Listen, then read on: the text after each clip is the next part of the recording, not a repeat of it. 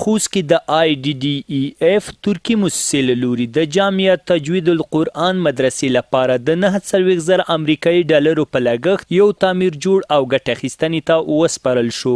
د مسؤلین په خبره یا تعمیر شپږ اطاقه لري چې په ټولو عصري وسایلو سمبال دي.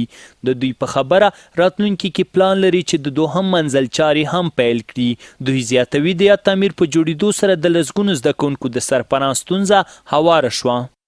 راتلونکي کې د IDF مؤسسې د مشر لخوا ورسره ژمنه وشوه چې موږ به د دوهم منزل چارې درته پیل کړو.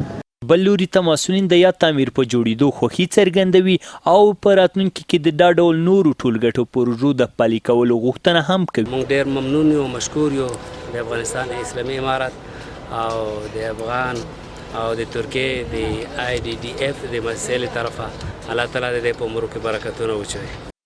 د یادونې وړ ده چې د IDF ترکي مؤسسې له لوري نور هم د خوست مرکز په ګډون یو شمېر نورو ولسوالیو کې د مدرسو لپاره د سرپانه ځایونو جوړېدو چارې روانې دي چې ډېر ژر به ګټه اخیستنې ته وسپارل شي.